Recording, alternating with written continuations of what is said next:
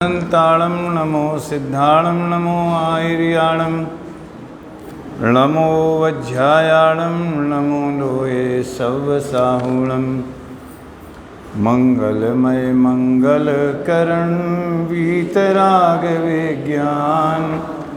नमो ताहि जाते भये नरहंतादि महान करि मंगल करियो महा ग्रंथ करन को काज जाते मिले समाज सब पावे निज पद राज। इस भवतर का मूल एक जानो मिथ्या भाव ताको कर निर्मूल अब करिए मोक्ष उपाय। आचार्य कल्प पंडित पेरवर टोडरमल जी की अनुपम और अद्वितीय रचना मोक्ष मार्ग प्रकाशक शास्त्र से अपन सब प्रायः किसी न किसी स्तर पर परिचित हैं ही। आज से अपन ने इसमें एक बहुत मार्मिक स्थल आया है जो पेज नंबर 238 पर है और व्यवहाराभासी प्रकरण के अंतर्गत है। उसमें 3 शब्द आए हैं, इसलिए उसका एक नया नाम दिया है क्रिया, परिणाम और अभिप्राय।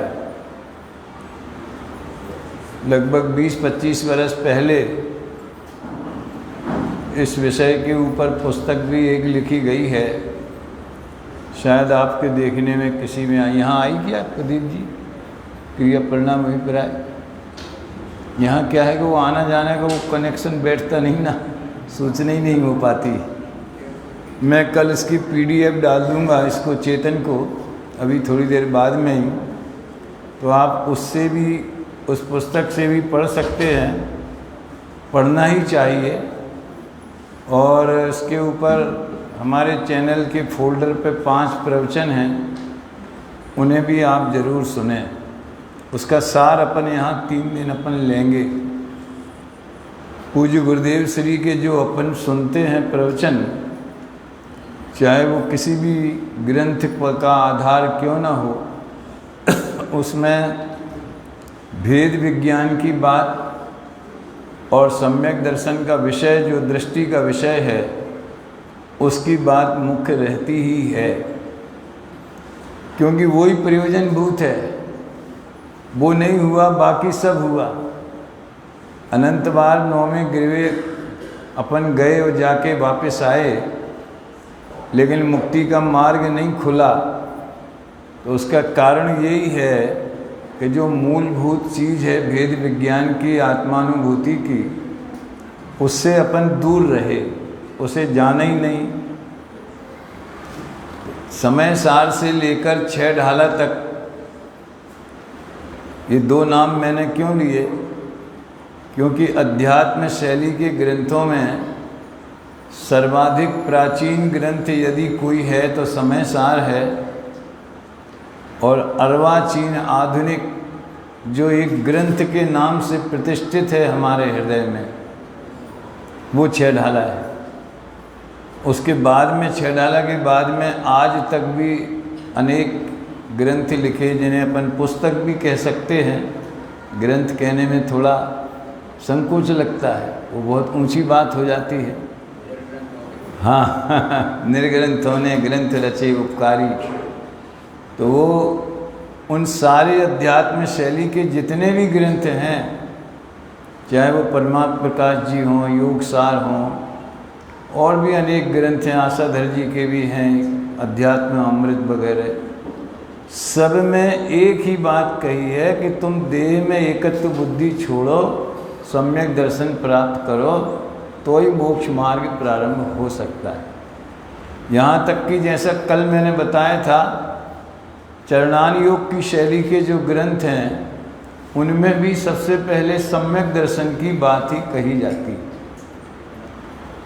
तो जो गुरुदेव श्री जितना मिथ्यात्व के ऊपर प्रहार करते हैं, वैसा जो टोडरमल जी ने भी वही प्रहार किया है, उसका जो अंदर की जो मिथ्यात्व कहाँ रहता है? क्या हमारी क्रियाओं में हमें मिथ्यात्व दिखाई देता है? क्या हमारे पुण्य पाप भावों में मिथ्यात्व रहता है, या कोई अलग से ही कोई वो तीसरी चीज़ है? इस विषय को खोलने के लिए ये रचना जन्मी क्रिया परिणाम और अभिप्राय पुस्तक के रूप में। इसके पहले कम से कम 150 बार उसके ऊपर व्याख्यान हुए होंगे। तो हमारे दिल्ली के एक विद्यार्थी ने अनुरोध किया कि भाई साहब आप इसको पुस्तक बना दो। विचार बन गया छिंदवाड़ा में आने के बाद। ये प्रकरण जो अपन ने यहाँ उठा रहे हैं, आपने देखा होगा 238 पर सम्यक चारित्र का अन्यथा रूप ऐसा हेडिंग दिया गया। आप चाहें तो अगर होवे तो इस पे भी वो पैराग्राफ दिखा सकते हैं, नहीं तो ग्रंथ तो सबके पास लगभग है ही, कोई बड़ी बात नहीं है। तो सम्यक चारित्र का अन्यथा रूप, और आप बात कर रहे हो क्रिया परिणाम अभिप्राय की, इसका क्या लेना देना है? कोई लिंक बैठता है? तो जैसा कि कल हमने व्यवहाराभासी प्रकरण दोपहर के उसमें ज़्यादा डिटेल किया था, शायद 4 तरह के व्यवहाराभासी बताया था ना, बेईमान मिथ्या दृष्टि, ईमानदार मिथ्या दृष्टि है, भोले मिथ्या दृष्टि। शाम को था कि सुबह? दोपहर में था। उसके बाद उभयाभासी प्रकरण आज से चालू हुआ। तो व्यवहाराभासी में जो चौथे नंबर के हैं, धर्म बुद्धि से धर्म धारक व्यवहाराभासी, वे ईमानदार मिथ्या दृष्टि है। आप कहोगे कि ये दो विरुद्ध बातें कैसे आप लगा रहे? ईमानदार है तो वो तो सम्यक दृष्टि अच्छा क्वालिटी का होना चाहिए। मिथ्या दृष्टि भी कह रहे और ईमानदार भी कह रहे, उसकी नीयत खराब नहीं है। जैसी बेईमान मिथ्या दृष्टि की खराब है कि वो आत्महित के लिए धर्म नहीं करना चाहता, वो भोगों के लिए धर्म करना चाहता है। समाज में यश प्राप्त करने के लिए, सुविधाओं के लिए, प्रतिष्ठा के लिए इत्यादि इत्यादि, जो या तो मान की पूर्ति का उद्देश्य होता है या लोभ की पूर्ति का उद्देश्य होता है। और दिखता है धर्मात्मा और है अंदर में मिथ्यात्व का महापाप, तो मायाचारी भी हो गई। जो है नहीं वो हम दिखना चाहते, तो माया कषाय की भी तीव्रता हो गई। समझ में आया ना? क्रोध विरोध का वहाँ में ऐसा प्रसंग नहीं है। निश्चय से जरूर है कि आत्मा के प्रति अनंत क्रोध है, वो आध्यात्मिक बात जुदी है। प्रकाश जी ख्याल में आया ना? 3 कषायों की तीव्रता है उस बेईमान मिथ्या दृष्टि। लेकिन ईमानदार मिथ्या दृष्टि जो है, वो 4 गति के दुख से डरकर और मुझे इस मनुष्य भाव में मेरा हित करना है, कल्याण करना है, आत्महित करना है, ऐसी भावना से ही मंदिर आता है। लोग प्रशंसा करेंगे इसके लिए नहीं आता। समझ में आया? भले प्रशंसा करें वो जुदी बात है, अच्छे काम की दुनिया प्रशंसा करती है, लेकिन प्रशंसा पाने के लिए नहीं आता। पूजा करता है, दान देता है, स्वाध्याय करता है, अपने तत्व निर्णय में भाग लेता है, उन सब का उद्देश्य आत्महित रहता है। उसका उद्देश्य कोई लौकिक प्रयोजन की साधना नहीं है। इसलिए उसके लिए टोडरमल जी ने विशेषण दिया। कल मैंने आपको वो पेज भी निकाल के बताया था, कौन सा 213 था,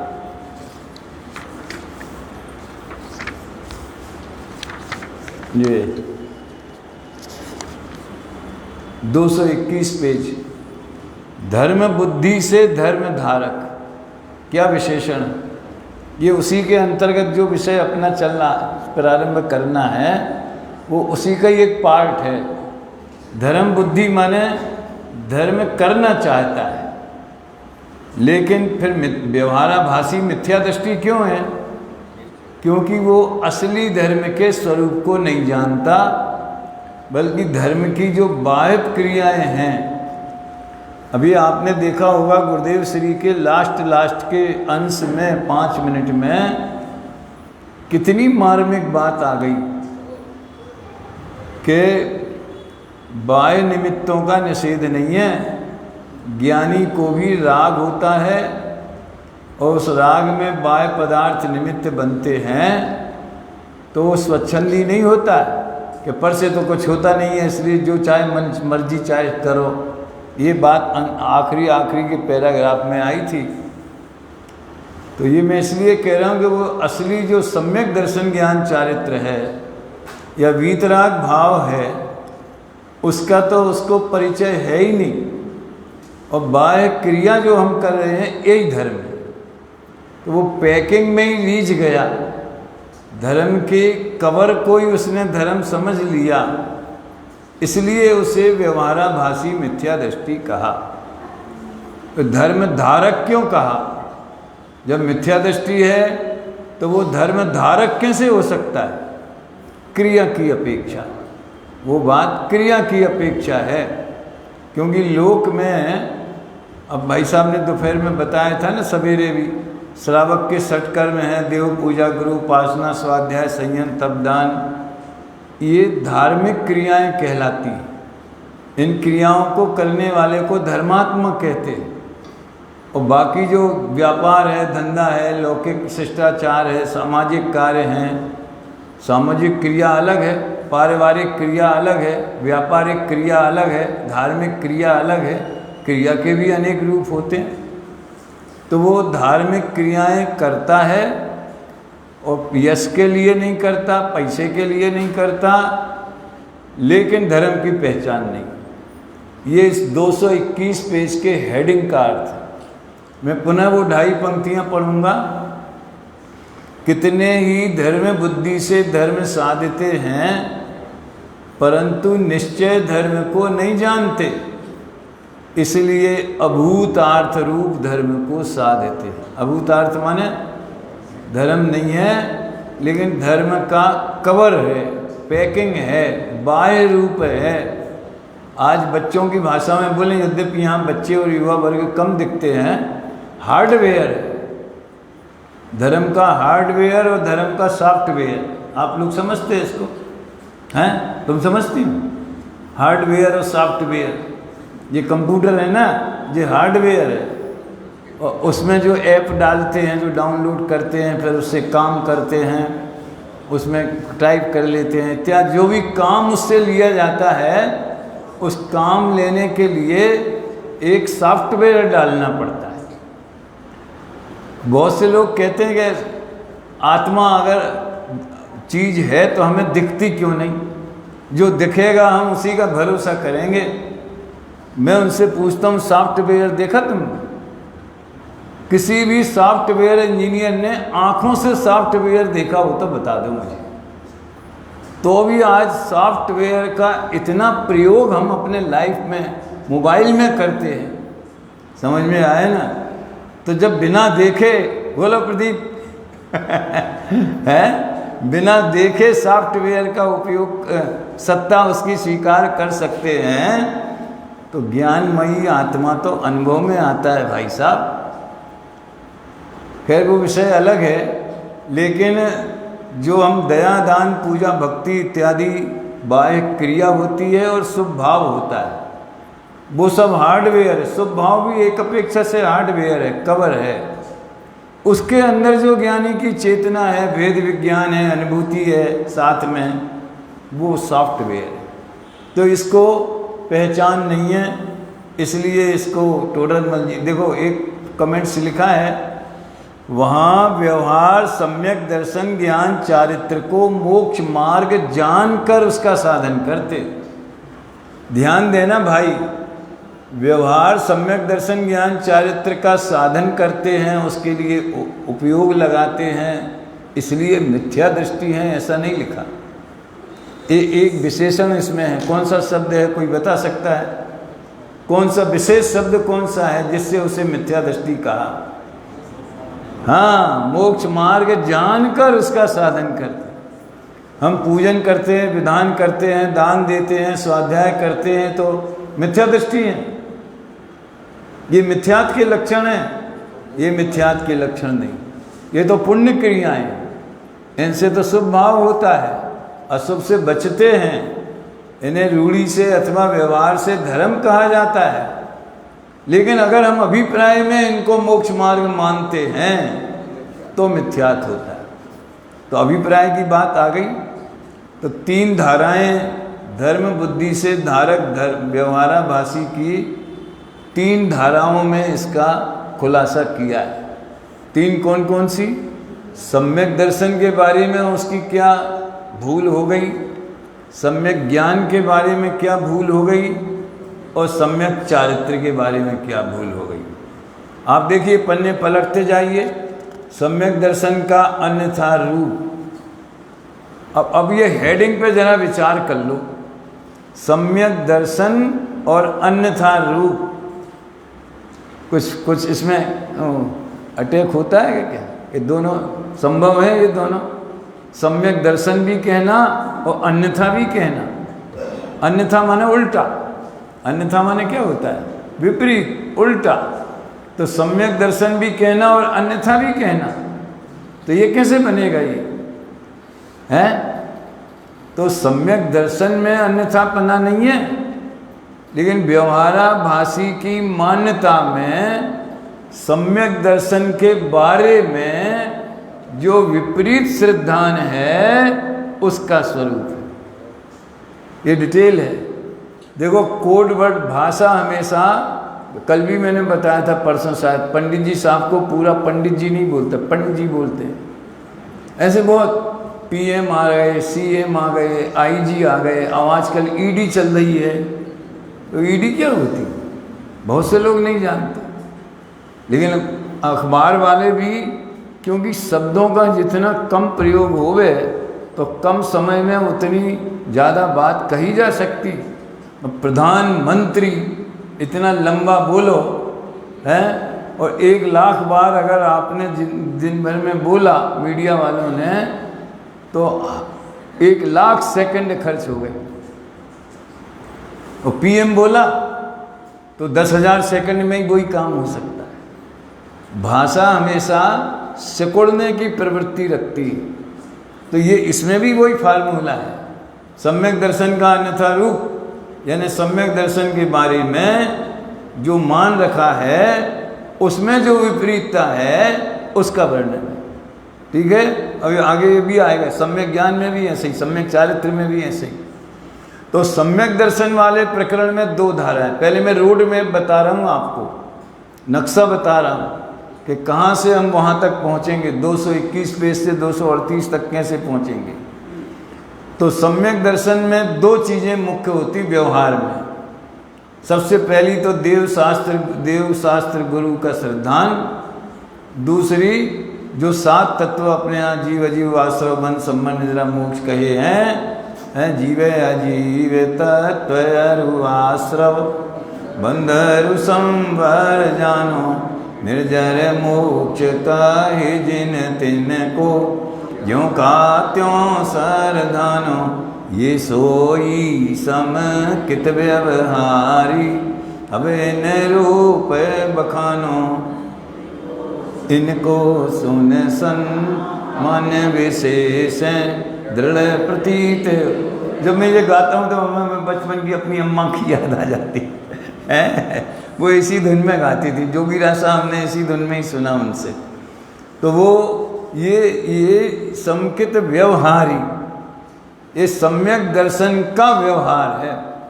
प्रदीप जी, मैं सोचता हूँ कि अपन व्यवहार सम्यक दर्शन, व्यवहार सम्यक दर्शन, व्यवहार धर्म, व्यवहार चारित्र, ये भाषा जो डेवलप हो गई ना, इसमें थोड़ा करेक्शन होना चाहिए। व्यवहार सम्यक दर्शन माने सम्यक दर्शन का व्यवहार। जैसे किसी आदमी की शादी हुई, अब उसके नए नए रिश्तेदार बन गए, पत्नी भी हो गई, पत्नी के पिता माता भी हो गए, उसके भाई बहन भी हो गए, कितना एक कुटुंब परिवार पूरा ऐड हो गया अपनी लाइफ में। तो जो जो रिश्तेदारी है वो फीलिंग, वो तो निश्चय है, उसका व्यवहार जीवन में तुरंत पैदा हो जाता कि नहीं। जब तक रिश्तेदारी का एक्सपीरियंस, वो क्या बोलते हैं, अनुभूति, कि भाई हमारी इस कन्या से शादी हो गई है, जो हमारी पत्नी है, तो उसके प्रति जो हमारा पत्नीपना का लगाव है वो तो अंदर की अनुभूति की बात है, लेकिन उसके प्रति जो व्यवहार होगा, बाहर में उससे बोलना, चालना, उठना, बैठना, घर में रहना, वैसे ही उसके पिता के साथ ससुर जा का व्यवहार होगा। रिश्तेदारी का अनुभव निश्चय यथार्थ, लेकिन उसके अनुसार उनकी विनय मर्यादा, बोल चाल, साले होंगे तो हंसी मजाक, फलाना ढिकाना, जो भी होता हो वो उसका व्यवहार। ऐसे परद्रव्यनिते भिन्न आप में रुचि सम्यक तो भला है, ये तो वास्तविक यथार्थ, ये सच में यही सम्यक दर्शन है, अपने में अपनापन।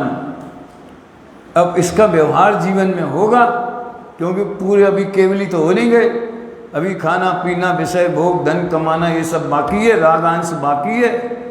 तो उसका व्यवहार, सम्यक्त का व्यवहार क्या होगा? सम्यक दृष्टि दुकान करेगा, वो सम्यक्त का व्यवहार नहीं है।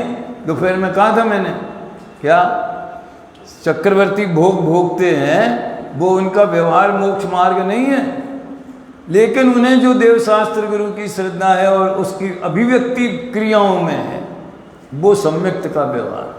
पेड़ पे आम लगता है तो आम के साथ में उसकी गुठली और छिलके डेवलप होते हैं, वो आम का व्यवहार, उसे व्यवहार से आम कहते हैं। बस मेरी स्टाइल समझ में आ गई।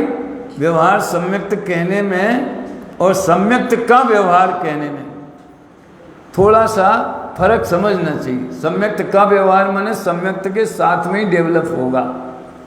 पहले छिलका लगेगा, फिर कुठली लगेगी, फिर उसमें रस भरा जाएगा।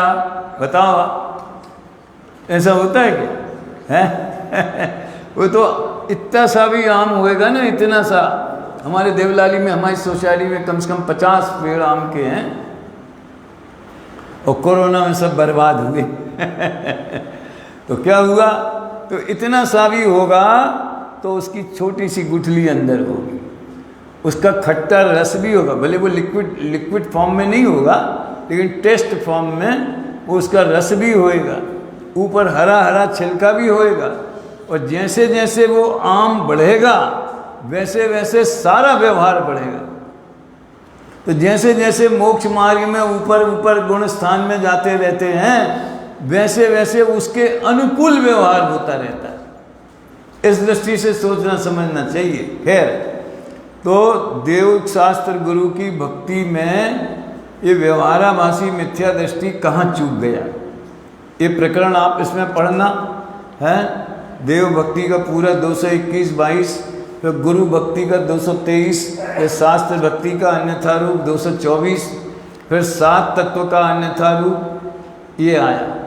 जरा 224 निकालो आप। इस प्रकार इसको देव गुरु शास्त्र की प्रतीति हुई।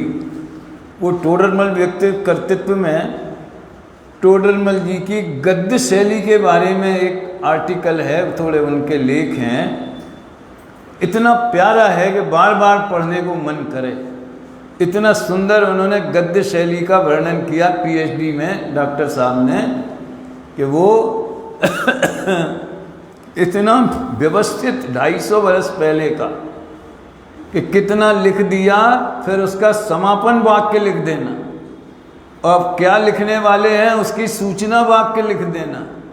उनका दिमाग इतना व्यवस्थित है। अपन तो एक वाक्य सही नहीं लिख सकते। स्त्रीलिंग से शुरू करेंगे, पुल्लिंग पर ख़त्म करेंगे, एक वचन से शुरू करेंगे, बहुवचन पर ख़त्म करेंगे। अब आप लोग इतना तो समझते हो ना, एक वचन बहुवचन है। अपने न तो बोलने में कोई व्यवस्थितपना है, और लिखने की तो कुछ बात ही नहीं कहना। इसलिए हर एक के बस की बात नहीं है लेखक होना। लेकिन टोडरमल, ये मैंने इसलिए देखो स्टार लगाया इसमें 224 पेज पे, ये संपादन में लगाया। फिर टोडरमल जी ने एक चैप्टर पूरा हुआ और दूसरा चैप्टर शुरू हुआ, उसके बीच की लिंक लिख दी उसमें। इस प्रकार इसको, यानी इस प्रकार माने वो 221 पेज से शुरू किया था ना, वो 224 तक वो ले लेना है। इस प्रकार इसको देव गुरु शास्त्र की प्रतीति हुई, इसलिए व्यवहार सम्यक हुआ मानता है। हुआ नहीं है, क्या लिखा है भैया? क्या नाम भैया? राजेश जी। मानता है, परंतु उनका सच्चा स्वरूप भासित नहीं हुआ है। किनका? देव शास्त्र गुरु का। तो फिर पूजा भक्ति कैसे करता है? श्रद्धान वो जैसे लिखा है वैसा करता है, कुल परंपरा से, कुल अपेक्षा धर्म धारक के पाठशाला से, के सामाजिक सिस्टम से। अपने समाज में सब यही शुद्ध वीतरागी जिन मंदिर हैं, वीतरागी जिन मंदिरों की पूजा भक्ति होती है, कुदेवों की पूजा भक्ति होती नहीं है। इतनी सुंदर समझ लो व्यवस्थित अपना ये हिंदी भाषी बुंदेलखंड, मध्य भारत बुंदेलखंड का समाज है। अब तो विकृति आ गई, वो बात अलग है, लेकिन यहाँ की माटी में ही व्यवहार सम्यक्त की गंध है वास्तव में देखा जाए, और व्यवहार चारित्र की गंध है यहाँ की माटी में। वो अन्यत्र दूसरे प्रांतों में नहीं मिलेगी आपको, हैं। हमें तो महाराष्ट्र का भी अनुभव है, गुजरात का भी है वो विशेषता वहाँ नहीं है, तो इसलिए मानता है। लेकिन उनका सच्चा स्वरूप भाषित नहीं हुआ, इसलिए प्रतीति भी सच्ची नहीं हुई। अब दो शब्द आ गए, भाषित होना और प्रतीति होना। प्रतीति की चर्चा अपन करेंगे अभिप्राय में। भाषित होना माने ज्ञान में समझ में आ जाना, और प्रतीति होना माने अब ज्ञान में तो समझ में आ गई, वो ज्ञान तो इधर उधर भी लग गया, दूसरे पदार्थों में भी लग गया है, लेकिन जैसा जाना है वैसा ही है। ये धारा उसकी अखंडपने निरंतर रहती, वो श्रद्धान में, उसका नाम प्रतीति। सच्ची प्रतीति के बिना सम्यक्त्व की प्राप्ति नहीं होती। एक अपेक्षा देखा जाए तो प्रतीति कोई दूसरी भाषा में श्रद्धान कहते। श्रद्धा, प्रतीति, रुचि, मान्यता, अभिप्राय, अध्यवसान, ऐसे 5-7 शब्दों का प्रयोग शास्त्रों में। दृष्टि, गुरुदेव ने दृष्टि शब्द का प्रयोग किया, और उनका नया नहीं है। सम्यक दृष्टि शब्द तो शास्त्रों में बहुत प्रसिद्ध है, तो वहाँ दृष्टि का अर्थ क्या है? ये आँख वाली दृष्टि भी नहीं, और दर्शनोपयोग वाली ज्ञाता दृष्टा आत्म राम, वो दृष्टि भी नहीं। दृष्टि माने श्रद्धान।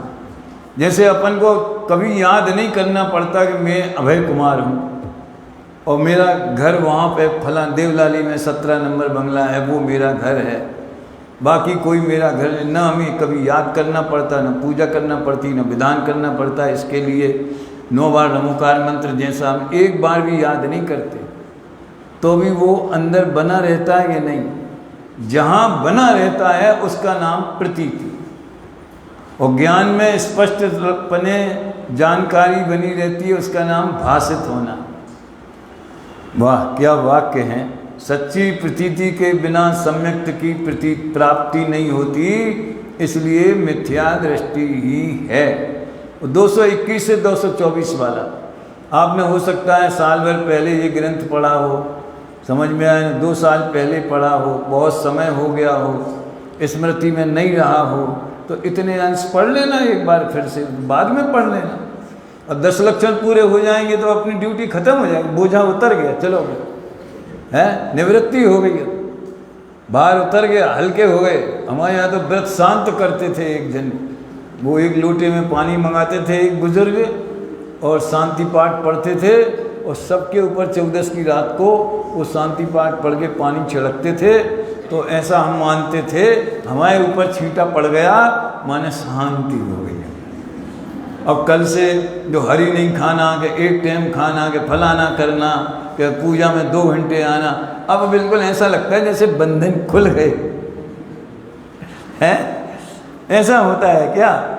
बोलो आप। अब जिसका जो होता होगा हर एक अपना अपना जाने, लेकिन इसको कंटिन्यू करना। देखो और देखो, तथा शास्त्र में ये अभिप्राय की बात इसमें से निकलेगी।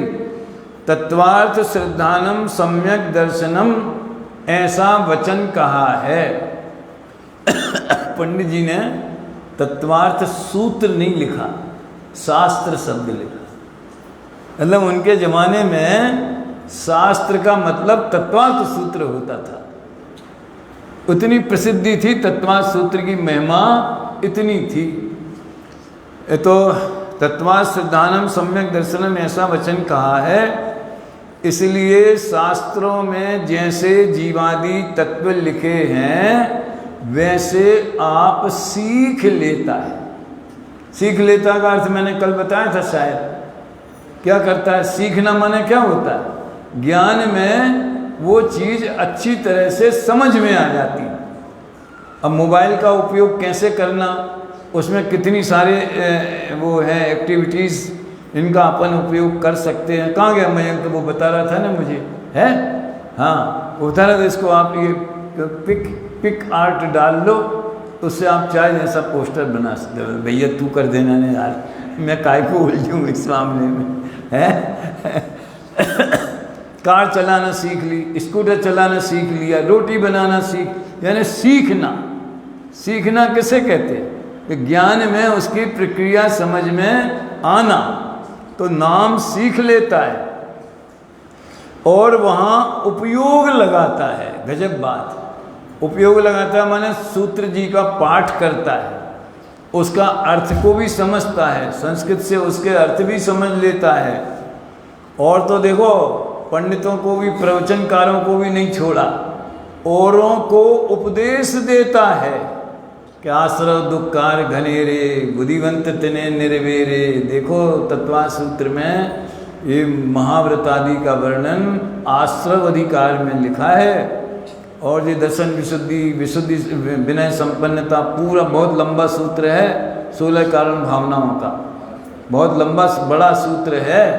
और तीर्थंकरत्वम च, और ये तीर्थंकर प्रकृति, ये सब तीर्थंकर प्रकृति के आश्रव के कारण हैं। 16 कारण भावना जिसकी आप पूजा करते हो।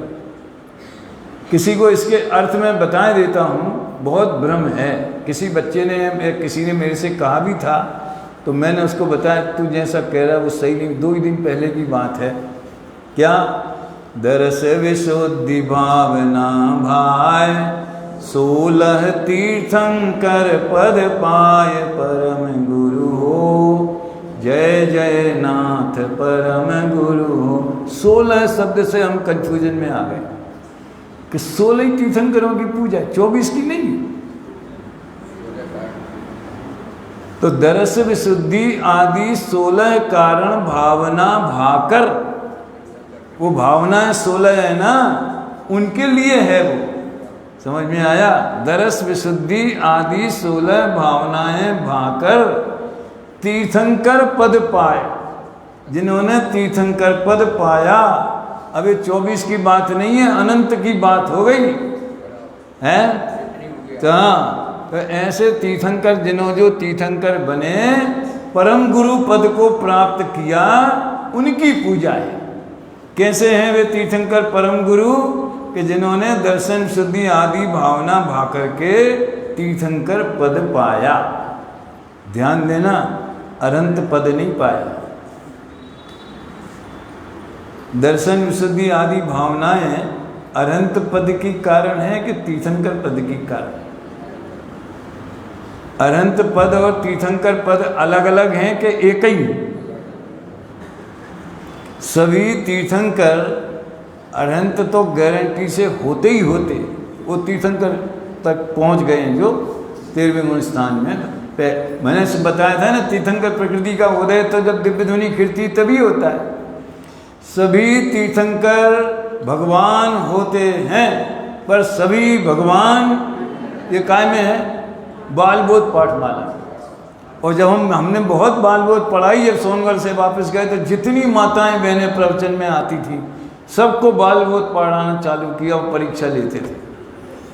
तो उदाहरण देते थे, सभी डॉक्टर मनुष्य होते हैं लेकिन सभी मनुष्य डॉक्टर नहीं होते। व्यापक भाव नहीं बैठता बराबर, पूरी संधि नहीं बैठती। तो सभी अनंत बोलो चाहे भगवान बोलो, सभी तीर्थंकर अनंत होते हैं। देखो अनंत दशा आत्मा की अनंत शक्तियों की व्यक्त दशा है। मुख्यतः अनंत ज्ञान दर्शन सुख वीर, ये केवल ज्ञान जिन्हें हो गया, अनंत सुख हो गया, ऐसे वीतरागी सर्वज्ञ परमात्मा वो अनंत कहलाते। समझ में आया? और तीर्थंकर कौन होते हैं? जो अनंत होने के साथ साथ जैसे मंत्री और प्रधानमंत्री, समझ में आया? वैसे अनंत होने के साथ साथ जो विशिष्ट पुण्य प्रकृतियों का उदय वाले होते हैं, उदय से नहीं, पुण्य से नहीं, लेकिन पुण्य प्रकृतियों वाले, जिसमें समूह शरण की 34 अतिशय और 8 प्रातिहार, ये तीर्थंकर प्रकृति के लक्षण हैं, समझ लो आप। तो 16 कारण भावनाओं के निमित्त से कोई अरहंत नहीं बनता, क्योंकि वो तो सम्यक दर्शन ज्ञान चारित्र से बनता है, वो तो छपक श्रेणी आरोहण करके अरहंत बनता है। और तीर्थंकर के लिए ये भावनाएं होती। खैर, तो क्या आया? औरों को उपदेश देता है, उन तत्वों का भाव भाषित नहीं होता, और यहाँ उस वस्तु के भाव ही का नाम तत्व कहा है। मेरे ख्याल से 2 दिन पहले, अभी आपको लिंक बिठाने में 2 दिन पहले ये भेजते हैं प्रदीप जी, सब जगह पूरे 10 लक्षण के यहाँ के जो प्रवचन हैं उनके ग्रुप में डालते हैं, तो वहाँ से सुनना पड़ेगा। 2 दिन पहले वो भाव भाषण का उदाहरण दिया था। क्या उदाहरण दिया था, किसी को याद है? भाव भाषण समझाने के लिए क्या उदाहरण दिया था? 2-4 दिए होंगे, एक ही बता दो। सबसे पूछ नहीं रहा हूँ, सोचने के लिए कह रहा हूँ। बच्चे बड़ों की क्रिया की नकल करते हैं। वो घर में शादी ब्याह उनके चाचा की बुआ की हुए तो वे उनको सब मेहंदी का प्रोग्राम और हल्दी का प्रोग्राम, फलाना ठिकाना, सगाई और ये वो, और फिर बारात जाएगी और फेरे पड़ेंगे, सबकी नकल करते हैं हू बहू। देखो, जब हमने ये जयपुर का पंचकल्याण किया था, पहला वाला 90-91 वाला हमने किया, माने उस स्टेज हमको दी गई थी, वो हमारा शायद दूसरा मौका था स्टेज देने का। हमारा बेटा गायक 4 साल का था उस समय, तो उसने सब देखा तमाशा। अब वो पंचकल्याण के बाद में क्या करे, एक कागज पे लिख देवे गर्भ कल्याण, और फिर उसको दीवार पे चिपका देवे। सही घटना बता रहा हूँ मैं। और फिर बोले स्थापना के लिए सभी खड़े हो जाएं। अब गर्भ कल्याण की पूजा प्रारंभ होती है। पूरे हमारे जो हम संचालन करते थे उसकी नकल करता था। अब जैसा देखते हैं, आप जो कहोगे वो नहीं मानेंगे बच्चे, आप जो करोगे, अरे मैं आप बच्चों की क्या बताऊं आपको। हमारा 1.25 साल 1.5 साल का पोता जब हम हॉस्पिटल से आए तब वो सब लोग घर पे ही थे, तो वो जाने लगा, बेंगलोर जाने लगे हमारे बेटे बहू वगैरह, तो वो मिलने आई, तो वो हमारी उस पर पलंग पे बैठ गया, तो हमने उसके सिर पे हाथ धरा, खुश रहो खुश रहो। तो उसको कुछ समझ में नहीं आया, तो हमने अपने सिर पे हाथ धरा, खुश रहो खुश रहो। तो वो अपने सिर पे हाथ धर के बोलता है खुश रहो खुश रहो। फिर अब कुछ दिनों बाद हम ही बेंगलोर गए मार्च में, ये बात नवंबर की है, हम मार्च में फिर बेंगलोर गए। तो अब वो उसको दादू खुश आशीर्वाद कैसे देते हैं, तो वो खुद के सिर पे हाथ नहीं धरेगा, जितने लोग बैठे हैं सबके सिर पे हाथ धरेगा, बोले खुश रहो। बोल नहीं सकता लेकिन ठोकेगा जरूर, ये है। तो क्रिया तो सीख ली, भाव भाषण नहीं हुआ। अब शादी ब्याह क्या होता है, बारात आना क्या होता है, वर वधू क्या होता है, वो बच्चों को कुछ उसका भाव ख्याल में आता है? भैया धर्म के मामले में अपन भी वो सिर ठोकने वाले खुश रहो वाले हैं। जब तक भेद विज्ञान नहीं हुआ, अनुभूति नहीं हुई, तब तक अपन सबकी दशा भी उसी बच्चों जैसी ही है।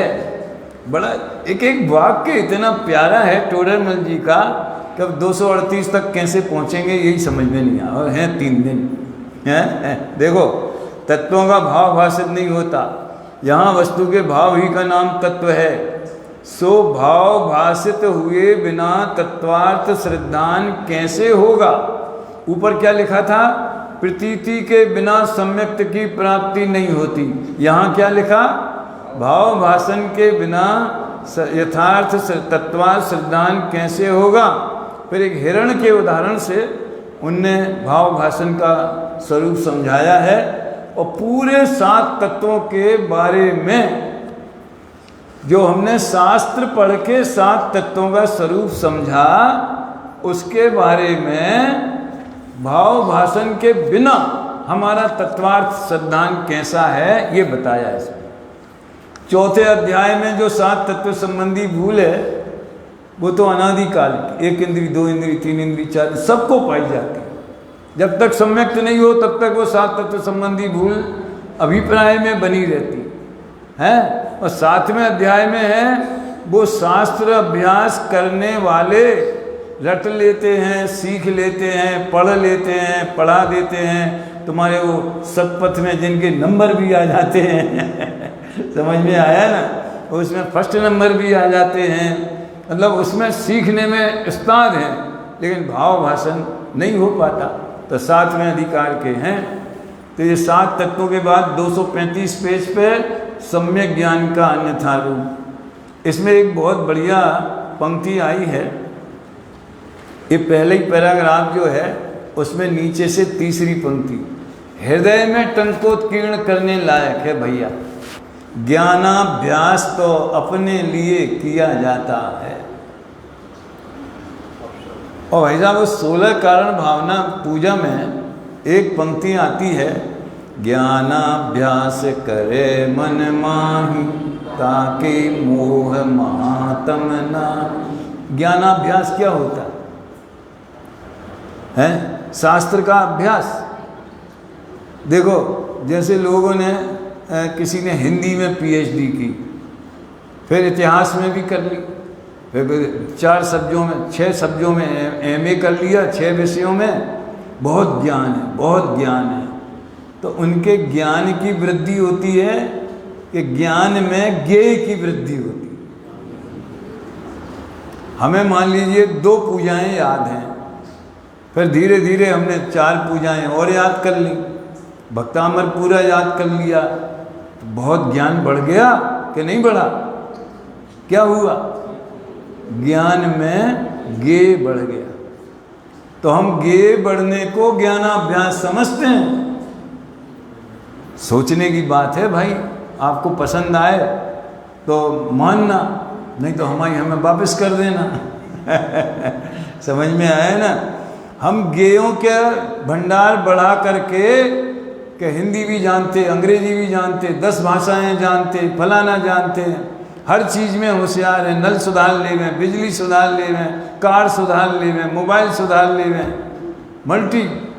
तो ये ज्ञान की वृद्धि है कि ज्ञान में आने वाले विषयों की, ज्ञेयों की वृद्धि है। ये हम उसको ज्ञानाभ्यास समझते हैं। इतने शास्त्र पढ़ लिए, इसलिए मैंने पहले लौकिक विषयों की उदाहरण दे के बात करी है।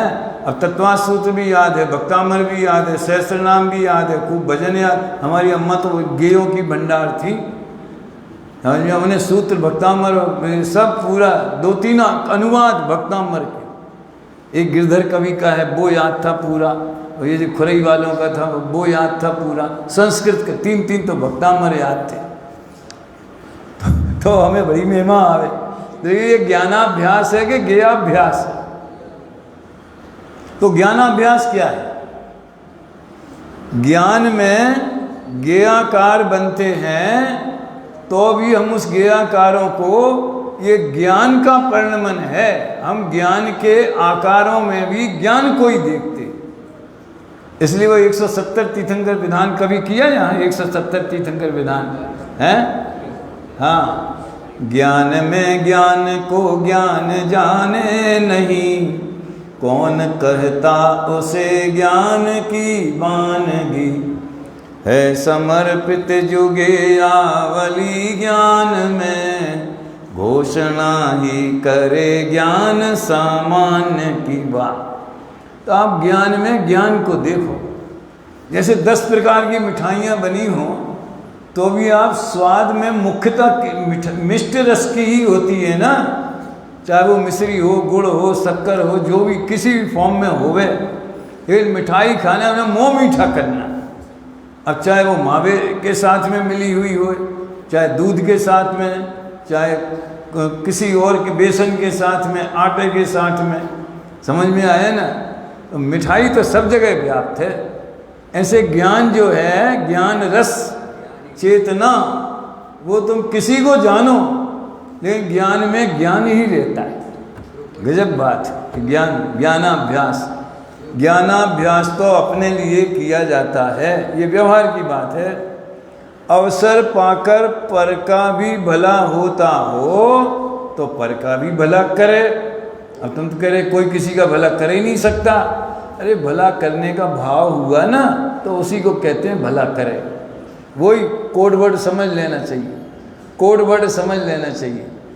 और कितनी मार्मिक बात लिखी है, कोई उपदेश ना सुने तो मत सुनो, स्वयं क्यों विषाद करे, शास्त्रार्थ का भाव जानकर अपना भला करना। तो जो सम्यक ज्ञान के बारे में वो जो 221 पेज पे पढ़ा था ना, धर्म बुद्धि से धर्म धारक, तो सम्यक दर्शन की चर्चा हो गई, अब सम्यक ज्ञान की हो गई। अब आइए 238 पे, जब 1 घंटा पूरा हो रहा है। इनके सम्यक चारित्र के अर्थ कैसी प्रवृत्ति है सो कहते हैं। मिला सबसे ऊपर? हाँ, कल मैं वो भेज दूंगा PDF, तो आप लोग मोबाइल लेके आना। भेज दी क्रिया परिणाम अभिप्राय की, क्यों इसी की भेजी ना, क्रिया परिणाम अभिप्राय की, कि मोक्षमा प्रकाशक। खैर दो, उसमें है वो बात। पहले हमें ऐसा कहना पड़ता था, मंदिर में मोबाइल लाना मना है, से कट्टस लगा दो मोबाइल के। अब ये कोरोना काल में अपील बदल गई है, मंदिर में मोबाइल लाइए लेकिन स्विच ऑफ रखिए और डाटा चालू रखिए। डाटा की भी ज़रूरत नहीं, डाउनलोड कर लिया तो वो PDF आपको बिना इंटरनेट के दिखेगी। कहने का आशय ये है कि वो एक सुलभ साधन है। तो अब देखना, सम्यक चारित्र के लिए कैसी प्रवृत्ति है, तो प्रवृत्ति तो आचरण को कहते हैं ना,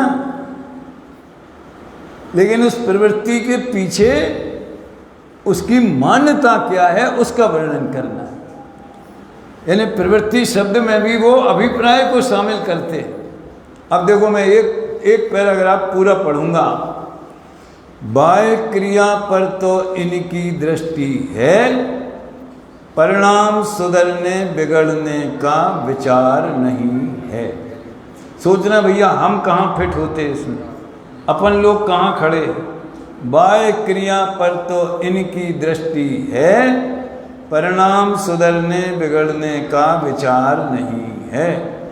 और यदि एक कदम और आगे बढ़े, थोड़े तरक्की करी, परिणामों का भी विचार हो तो जैसे अपने परिणाम होते दिखाई दें, उन्हीं पर दृष्टि रहती है। अब परिणाम हो रहे हैं और उस पर अपनी दृष्टि है। अभी मैं इसका अनुवाद नहीं कर रहा, इसका अर्थ नहीं बता रहा हूँ, परंतु उन परिणामों की परंपरा का विचार करने पर अभिप्राय में जो वासना है उसका विचार नहीं करते, और फल लगता है सो अभिप्राय में जो वासना है उसका लगता है। इसका विशेष व्याख्यान आगे करेंगे, वहाँ स्वरूप भली भांति भाषित होगा। तो ऐसा माना जाता है कि 12 जगह उन्होंने ये लिखा है कि विशेष व्याख्यान आगे करेंगे, तो वो हो नहीं पाया। लेकिन मुझे ऐसा लगता है कि अभिप्राय की बात उन्होंने 243, 44, 45 इन पेजों में और ज़्यादा खोल के की। अब बाकी फल की बात तो करणान योग का आएगा चैप्टर, तब करते होंगे जो भी उनके दिमाग में होगा, लेकिन अभिप्राय की बात खोली है पूरी। अब इसमें 3 शब्द आ गए, बाह्य क्रिया, परिणाम और अभिप्राय। अभिप्राय की वासना समझ लो, अभिप्राय आ गया। इसको आसानी से समझने के लिए मैं नाटक की स्टेज का उदाहरण देता हूँ। और मेरी पुस्तक के जो कवर का जो बैक पेज है उसमें वो 3 पर्दों को बनाने की कोशिश की है। अब चित्र में वो तो 3 डायमेंशन में कोई बना सके तो हम बदल भी देंगे, लेकिन वो तो जो से बनता है वैसे ही है। 3 पर्दे लगाए। तो देखो पहला पर्दा माने जैसे एक सीन चल रहा है और उसके पीछे एक पर्दा लगा है, वो जो सीन चल रहा है वो सबको दिख रहा है। उस पर्दे के पीछे दूसरे सीन की तैयारी है, वो दिखता नहीं है।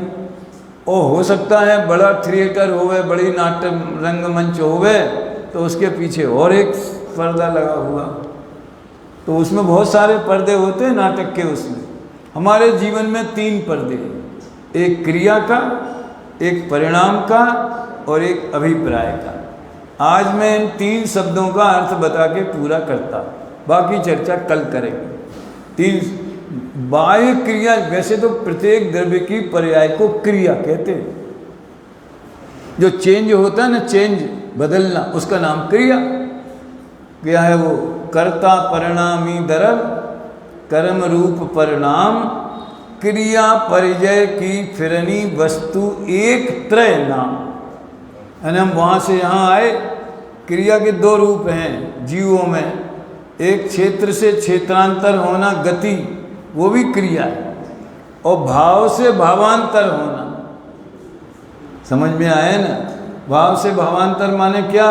पूजा के भाव हो रहे थे, फिर समझ लो भोजन नाश्ते के भाव होने लगे, किसी के नृत्य के भाव होने, एक भाव से दूसरे भाव में जाना, और वही भाव कंटिन्यू रहे मान लो तो भी उसका समय तो बदलते ही जाता है ना, तो वो भी क्रिया ही है।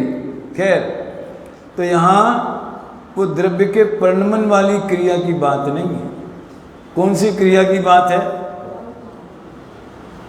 यहाँ बाह्य क्रिया, यानी जो बाहर से दिखाई देती है, दूसरों की हमें दिखती है, हमारी तुम्हें दिखती, अपनी अपनी नहीं देखते, दूसरों की देखते हैं। खाते हैं, पीते हैं, चलते हैं, बोलते हैं, उठते हैं, बैठते हैं, पैसा कमाते हैं, दान देते हैं, पूजा करते हैं, उपवास करते हैं, ये सब यूँ समझ लो। वचन की और काया की जो क्रियाएं हैं, मन की भी नहीं लेता, वचन की और काया की जो क्रियाएं हैं वे बाह्य क्रियाएं। ठीक है, ये हल्ला कर रहा है, आप ध्यान नहीं देना, वो अपने आप बंद होएगा। अब परिणाम का क्या मतलब है? परिणाम शब्द तो रिजल्ट के लिए प्रयोग होता है, समझ में आया? परिणाम, वो मैथिली शरण गुप्त ने लिखा है, जगती बणिक वृत्ति है रखती, काम नहीं परिणाम न रखती। सुबह 6 बजे से शाम के 10 बजे तक दुकान खोली, करोड़ों का टर्नओवर किया, दिन रात बैल जैसे जुते रहे, मुनाफा कितना हुआ? उसकी सार्थकता किसमें? परिणाम क्या हुआ? खूब चुनाव में मेहनत करी, खूब नोट बांटे समझ में आया ना? धूल छानी, घर घर प्रचार किया, सबके हाथ पांव जोड़े, दद्दा हमें मेरे ध्यान रखियो अम्मा जी। परिणाम क्या हुआ? जमानत जब्त हो गई। तो लोक में किसी भी कार्य के फल को परिणाम कहते हैं। यहाँ उस परिणाम की बात नहीं है। यहाँ तो अंदर में जो पुण्य पाप के भाव होते, यहाँ तक कि ज्ञान का क्षयोपशम भी, क्योंकि श्रद्धा को अलग करना है। तो अंदर में जो पुण्य पाप के भाव होते हैं, जिनके निमित्त से बाह्य क्रिया होती, पूजा में बोलने की क्रिया, सामग्री चढ़ाने की क्रिया, वो बाह्य क्रिया है। उस समय जैसे हमारे बोलने के भाव भी हो रहे हैं, बहुमान भी आ रहा है और चढ़ाने के भाव भी हो रहे हैं, वो भावों का नाम परिणाम। समझ में आया ना? तो इस तरह क्रिया और परिणाम। तीसरे पर्दे में और एक चीज होती है जिसे अभिप्राय कहते हैं, जिसकी चर्चा पूरे समय सार में मुख्य रूप से समय सार में ही ज़्यादा है।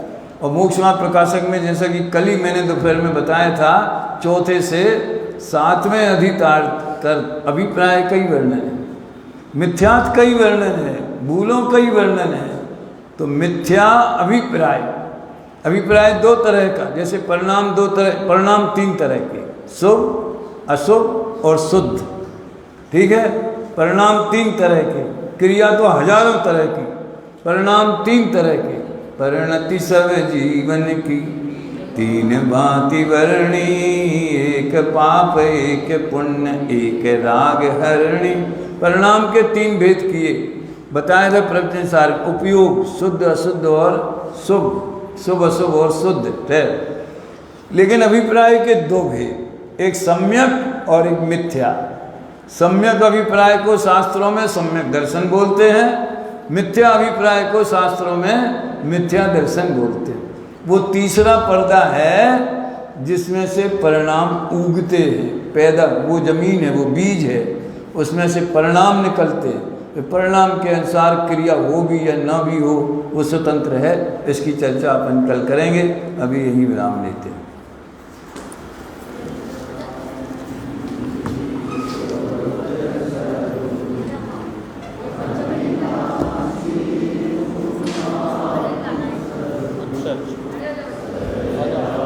कुछ सुनाना है? शाबाश, ये हो जाने पूरा।